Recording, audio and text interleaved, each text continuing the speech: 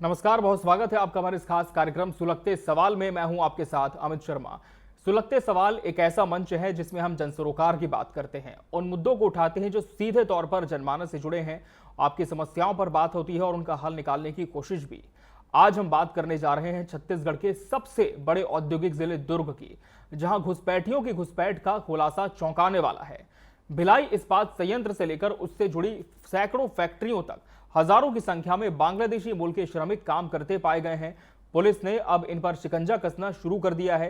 क्या यह सिर्फ ठेकेदारों की लापरवाही है या कोई संगठित साजिश? क्या बांग्लादेशी घुसपैठी देश की सबसे संवेदनशील इंडस्ट्री यूनिट में सेंध लगा चुके हैं? और क्या सिर्फ चेकिंग से समस्या खत्म हो जाएगी या जरूरत है एक ठोस रणनीति की? आज टीवी 24 के सुलगते सवाल में हम उठा रहे हैं यही बड़ा सवाल। भिलाई स्टील प्लांट में काम कर रहे बांग्लादेशी श्रमिकों की असलियत क्या है? कौन है इस पूरे नेटवर्क के पीछे और क्या देश की सुरक्षा को भी इससे खतरा है? देखिए इस स्पेशल रिपोर्ट में।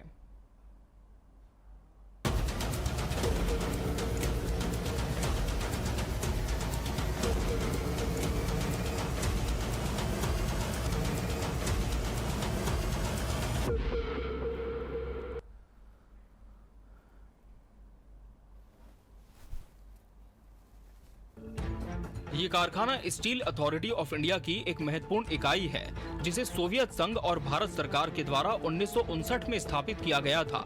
40 वर्ग किलोमीटर से भी अधिक क्षेत्र में बना ये दुनिया के बड़े स्टील प्लांटों में से एक है। यही नहीं, इससे जुड़े लगभग 300 से भी ज्यादा छोटे बड़े कारखाने हैं, जहां बीएसपी से मिले कच्चे माल से बाय प्रोडक्ट बनाए जाते हैं या सपोर्टेड प्रोडक्ट बनाए जाते हैं। इन सभी कारखानों में देश के कोने कोने से आए हजारों लाखों श्रमिक काम करते हैं। भिलाई स्टील प्लांट के बारे में बात करें तो लगभग 2500 श्रमिक बांग्ला भाषी हैं, जिनमें से लगभग 1500 ठेका श्रमिक बांग्लादेशी हैं। ये पिछले कई सालों से यहाँ काम कर रहे हैं। जब भिलाई इस्पात संयंत्र में इतनी बड़ी संख्या इनकी है, तो अन्य 300 से भी ज्यादा कारखानों में इनकी संख्या कितनी होगी? दुर्ग जिले के श्रमिक बस्तियों में लगभग 3 से 4 बार दुर्ग पुलिस द्वारा छापेमार कार्रवाई कर बड़ी संख्या में अवैध अप्रवासियों की पहचान की गई है। अगर सही तरीके से इसकी जांच की जाए तो शायद संख्या हैरान कर देगी। दुर्ग पुलिस ने इसकी भी जांच शुरू कर दी है। एडीएसपी सुखनंदन राठौर ने बताया कि ऐसे सभी ठेका श्रमिकों की पहचान कर जरूरी दस्तावेज जाँच में लिए गए हैं। उनके आपराधिक रिकॉर्ड भी खंगाले जा रहे हैं। मतलब हमारे जो देश के जो बॉर्डर है उसको लांग अगर ये लोग आते हैं और यहाँ आकर बिना किसी आइडेंटिटी के, बिना किसी पहचान के, बिना किसी प्रशासन की जानकारी के वो यहाँ रहते हैं। इस टाइप की जो रहने की इनकी जो प्रवृत्ति, इसी कारण हमें भारत देश में देखने का विषय है कि पूरे भारत देश में अभी कुछ समय से नशाखोरी कुछ ज्यादा ही बढ़ी हुई है। कहीं ना कहीं ऐसा तो नहीं कि मादक पदार्थ इन्हीं के द्वारा भारत देश में लाया जा रहा होगा और इन्हीं के द्वारा सप्लाई की जा रही होगी। और इतने बहुत सारी घटनाएं देखने को मिली है कुछ समय से, जिसको प्रशासन की पुलिस नहीं पकड़ पा रही है, नहीं जांच कर पा रही है। कहीं ना कहीं ऐसा तो नहीं कि ऐसे लोग जो घटना करने के बाद गायब हो जाते होंगे, लेकिन प्रशासन के पास इसकी कोई प्रूफ नहीं है, इनका कोई खोज नहीं है, तो इनको पकड़ नहीं पा रहे होंगे। तो कहीं ना कहीं ये बहुत बड़ा खतरा है भारत देश के लिए। ऐसे लोगों को चुन चुन कर पकड़ कर या तो इनको भारत देश के बाहर बांग्लादेश छोड़ देना चाहिए। मेरा सरकार से यही मांग है कि सरकार को एक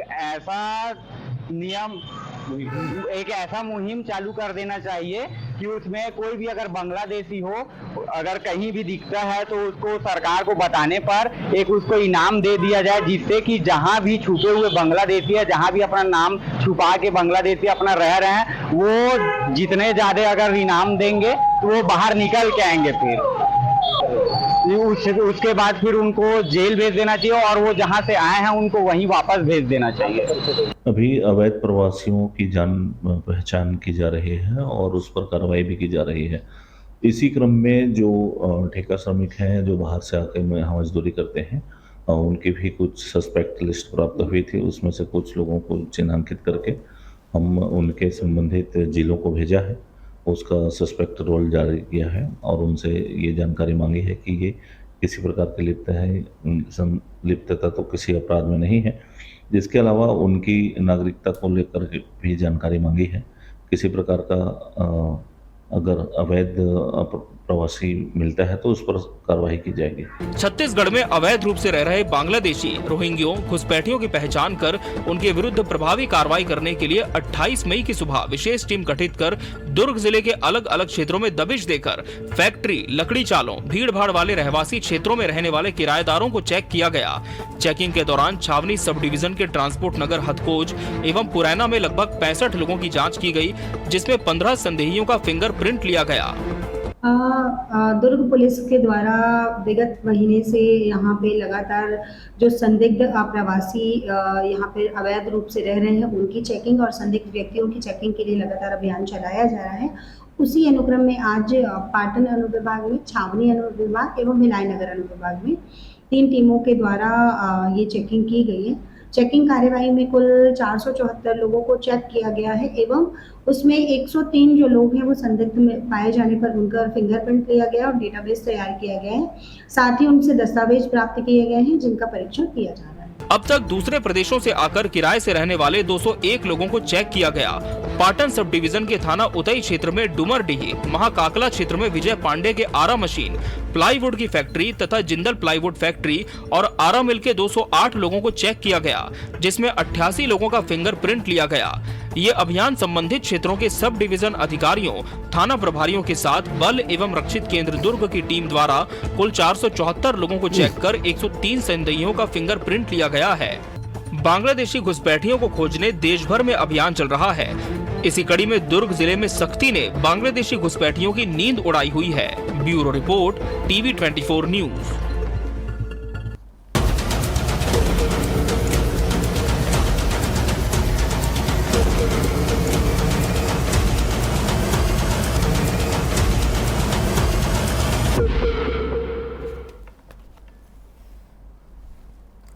तो भिलाई में बांग्लादेशी आखिर किसकी शह पर ये रह रहे हैं, क्या किसी का संरक्षण इन्हें प्राप्त है, यहां रहकर क्या काम कर रहे हैं और पुलिस जिस तरह से घुसपैठियों को तलाशने का अभियान चला रही है वो अभियान कहां तक पहुंचा, कितने बांग्लादेशियों की पहचान हुई, कितने पकड़े गए, क्या कार्रवाई इनके खिलाफ में हुई है और बांग्लादेशियों का भारत के छत्तीसगढ़ स्थित भिलाई में रहना क्या वाकई में ये कहीं ना कहीं संदेह प्रकट करता है, क्या चिंता करने की जरूरत है। यही आज के सुलगते सवाल है जिन्हें जानने की कोशिश, जिनका जवाब आज इस कार्यक्रम में किया जाएगा। जिम्मेदारों से भी जरूर हम जुड़ेंगे और उनसे भी जवाब तलब करेंगे इस पूरे विषय पर। और सीधा रुख कर लेंगे हमारे सहयोगी सुबोध तिवारी का, जो कि इस खबर पर हमारे साथ जुड़ चुके हैं। सुबोध जी, सबसे पहले आपसे जानना यही चाहेंगे कि भिलाई में कब से ये बांग्लादेशी रह रहे हैं, पुलिस ने अभी तक जो अभियान शुरू किया है उसमें कहां तक पुलिस सफल हुई है, कितने बांग्लादेशियों को चिन्हांकित किया गया है और इनके विरुद्ध अभी क्या कोई कार्रवाई की जा रही है?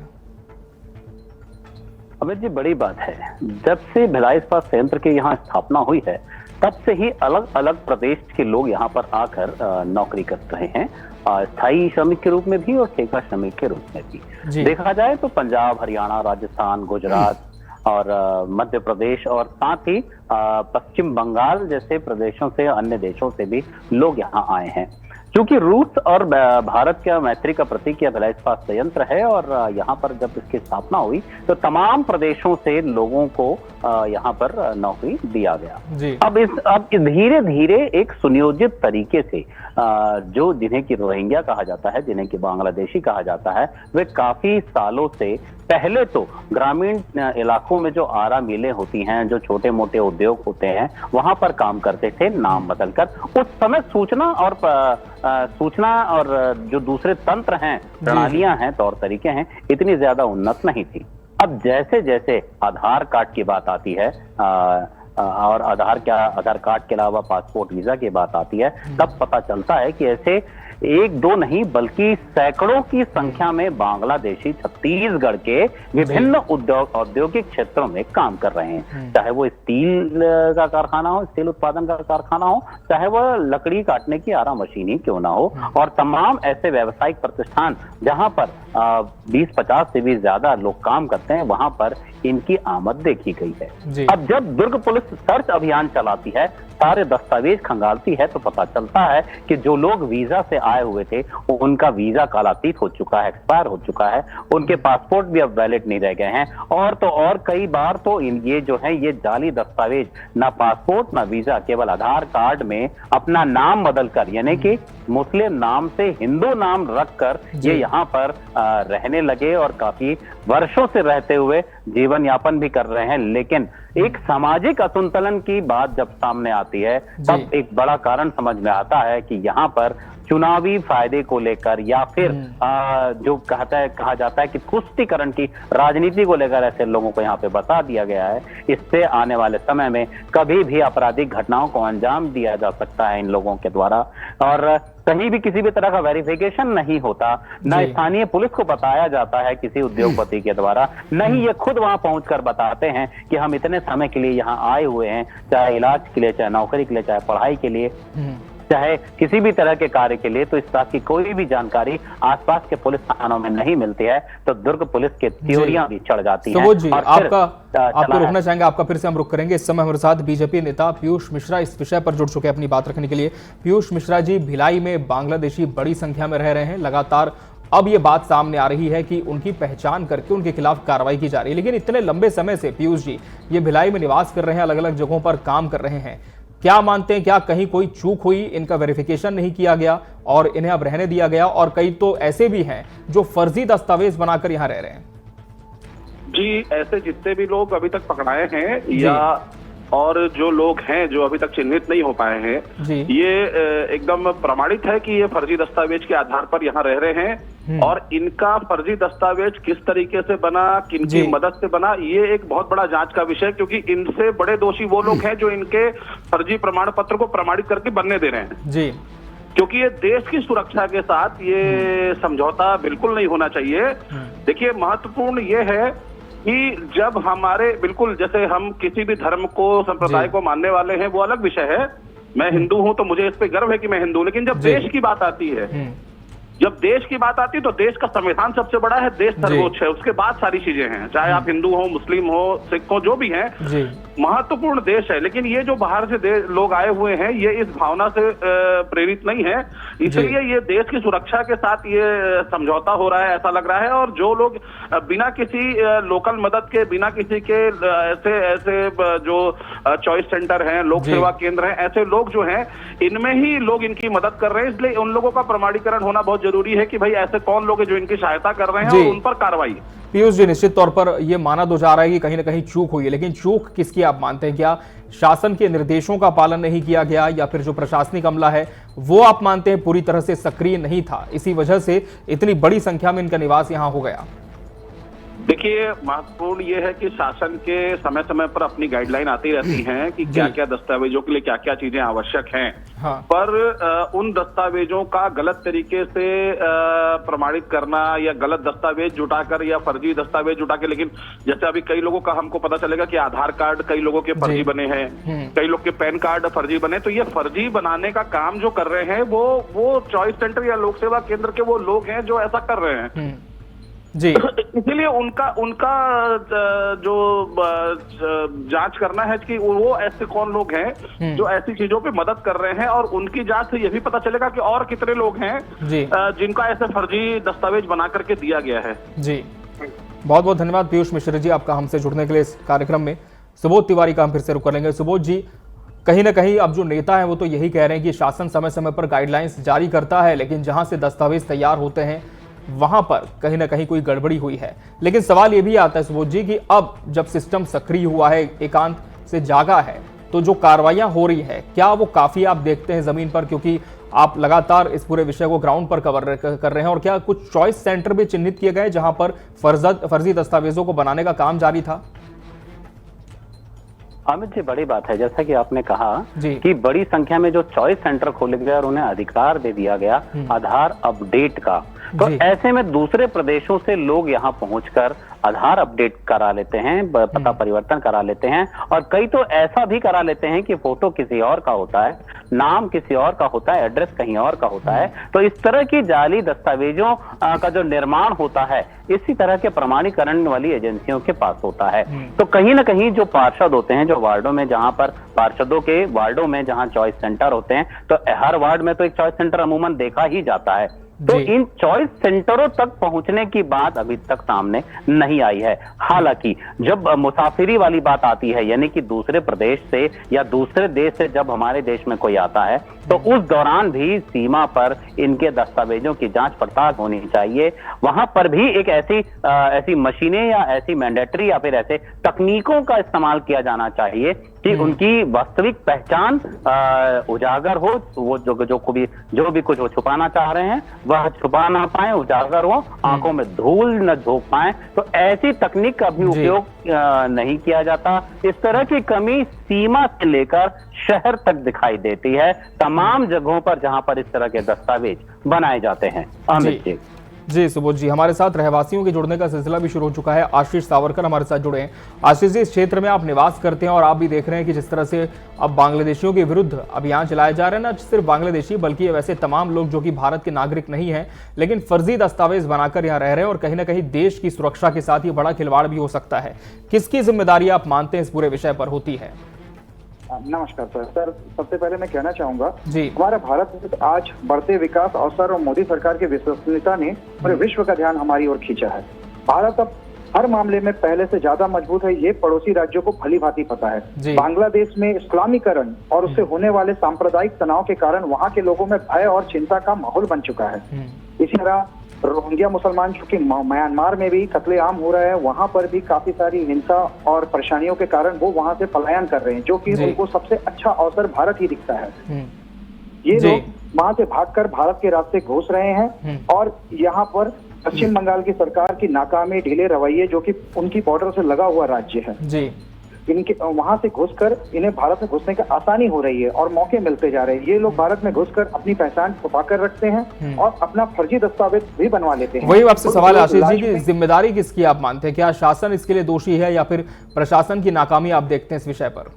कुछ लोग, हमारे जैसे कुछ लोग जी जो हमारे बीच के हैं, उन लोग लालच में इनकी मदद कर देते हैं, और यही गैर शरणार्थी भारत में तरह तरह के क्राइम करते हैं। आज सरकार द्वारा अभियान चलाकर इनको पकड़ा जा रहा है। इनकी इसी हरकतों के ध्यान में रखते हुए सरकार ने भी सीएए कानून भी लागू किया है। जी, और मैं कहना चाहूंगा सर, हमको सुझाव के तौर पे सीमावर्ती क्षेत्रों पे निगरानी और कार्रवाई करनी चाहिए, ताकि वो हर समय वहां पे मौजूद रहे, रात में भी बहुत अपनी सक्रियता दिखाए, ताकि ये किसी भी प्रकार से घुसपैठ ना कर सके।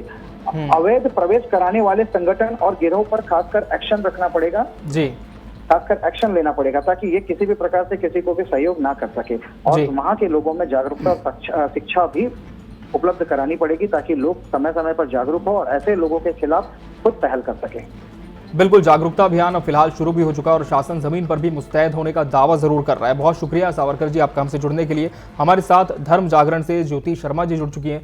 ज्योति जी, किसकी जिम्मेदारी आप मानते हैं कि इतने लंबे समय से ये जो अप्रवासी भारतीय यहाँ पर ये रह रहे थे, काम भी इन्होंने जगह जगह जाकर के शुरू किया, भिलाई इस्पात संयंत्र तक में इनकी नियुक्ति हो गई और कानो कान किसी को खबर नहीं हुई? सबसे पहले तो सर इसमें शासन तो शासन की जवाबदारी है जी, कि उन्होंने इसको गंभीरता से नहीं लिया शुरू से। इन लोग फर्जी आधार कार्ड, आईडी जो भी है सब फर्जी बनाते हैं, और ये सभी को मालूम रहता है सर कि ये फर्जी बना रहे हैं करके।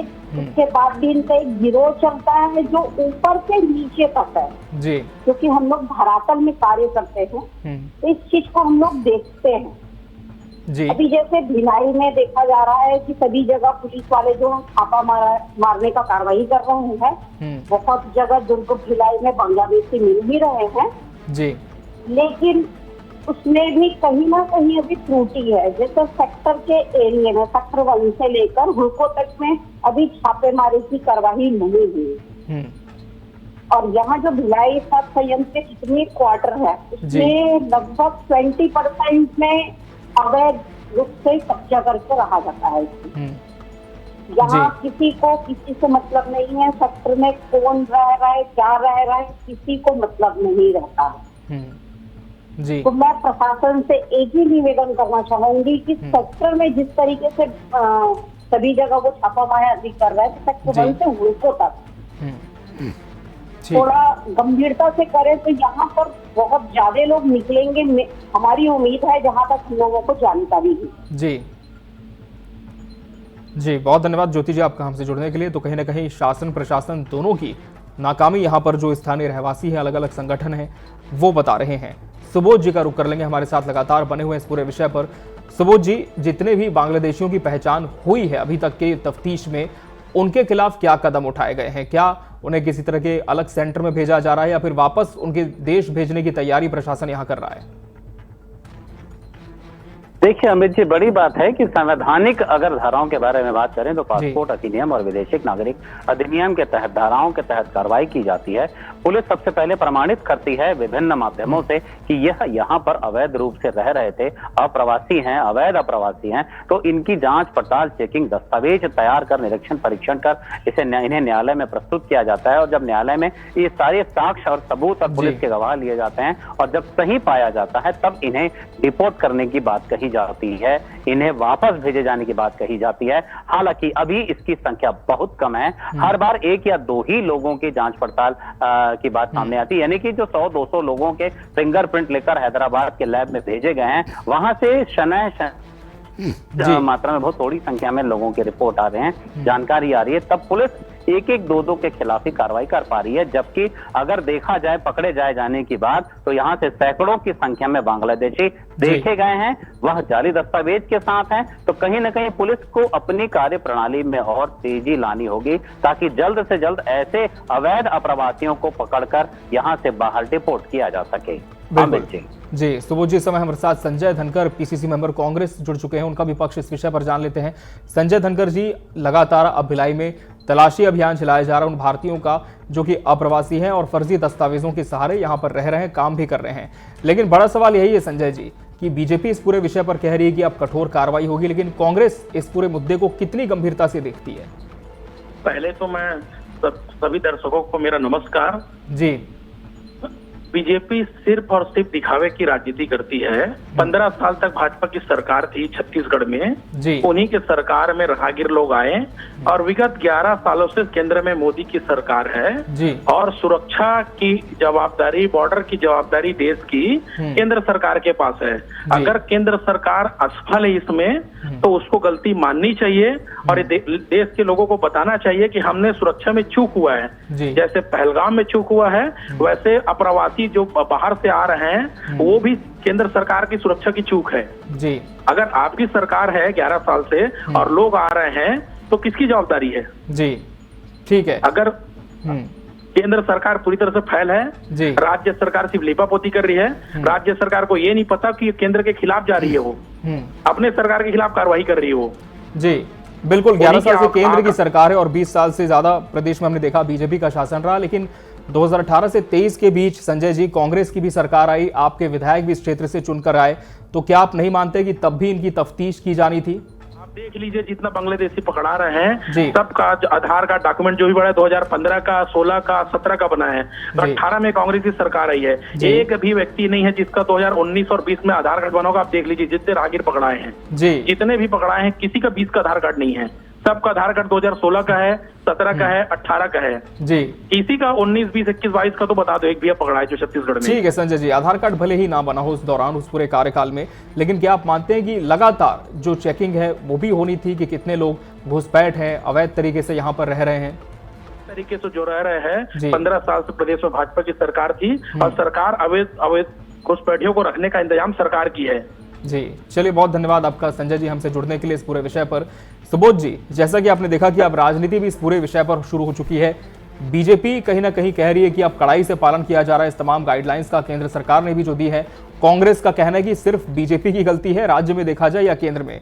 लेकिन एक बड़ी बात यहाँ पर यह भी आती सुबोध जी की जो रह रहे हैं वो तो गलत कर ही रहे हैं फर्जी दस्तावेजों के माध्यम से, जिन्होंने फर्जी डॉक्यूमेंट्स बनाए उनका भी अपराध है, लेकिन जिन्होंने इन्हें काम पर रखा विदाउट वेरिफिकेशन हम बात करें या फिर ये जानते हुए कि ये अप्रवासी हैं, अवैध तरीके से रह रहे हैं, उनकी भी उतनी ही गलती इस पूरे विषय पर मानी जाएगी। तो क्या ऐसे लोगों को पुलिस अभी तक चिन्हांकित कर पाई है कि जिन्होंने इन्हें काम पर रखा, नियुक्ति दी, और क्या उनके खिलाफ भी कोई एक्शन पुलिस लेने जा रही है? बहुत सही सवाल है अमित जी। कुछ दिनों पहले ही पुलिस अधीक्षक का एसएसपी विजय अग्रवाल जी के द्वारा बैठक ली गई। आईजी राम गोपाल गर्ग ने भी एक दिशा निर्देश तय किया कि जितने भी ऐसे व्यावसायिक प्रतिष्ठान हैं, चाहे वो किसी भी स्तर के हों, छोटे बड़े, जिस भी लघु या वृहद स्तर के हों, वहां पर अगर इस तरह के अप्रवासी काम करते पाए जाते हैं और उसकी जानकारी संबंधित स्थानीय थाना क्षेत्र में या निगम प्रशासन में नहीं है, तो उनके खिलाफ भी कड़ी कार्रवाई की जाएगी।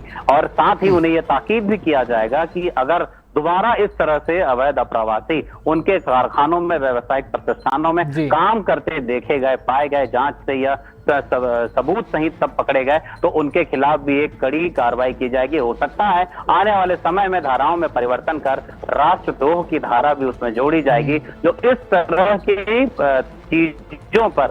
चीजों से लिप्त पाए गए और उन्हीं के प्रतिष्ठानों में, व्यावसायिक प्रतिष्ठानों में ऐसे लोगों की आमद सबसे ज्यादा अगर देखी जाती है। तो अमित जी, बिल्कुल कार्रवाई तो हो रही है, लेकिन कार्रवाई की जो गति है वो काफ़ी धीमी है। उम्मीद है कि समय के साथ इसमें तेज़ी आएगी और एक भी जो अवैध तरीके से रहने वाला यहाँ पर भारतीय, हम कह सकते हैं अप्रवासी है, वो बिल्कुल भी ना रहने पाए। और जितने भी बांग्लादेशी हैं, दूसरे मुल्कों से आए हैं, फर्जी दस्तावेजों के साथ यहाँ पर रह रहे हैं, उनके खिलाफ भी क्या कार्रवाई होती है, कब तक डिपोर्ट किया जाता है, ये भी देखने वाली बात होगी। बहुत बहुत धन्यवाद सुबोध जी आपका हमसे इस पूरे कार्यक्रम में जुड़े रहने के लिए। तो भिलाई में बांग्लादेशी हैं, लगातार इनकी पहचान की जा रही है। पुलिस का दावा है कि जल्द ही सभी की पहचान करते हुए विधिवत कार्रवाई की जाएगी, लेकिन देखना होगा कि कब तक इस पूरी कार्रवाई में गति देखने को मिलती है। इस खास पेशकश में आज के लिए फिलहाल इतना ही। मुझे और मेरी पूरी टीम को दीजिए इजाजत। नमस्कार।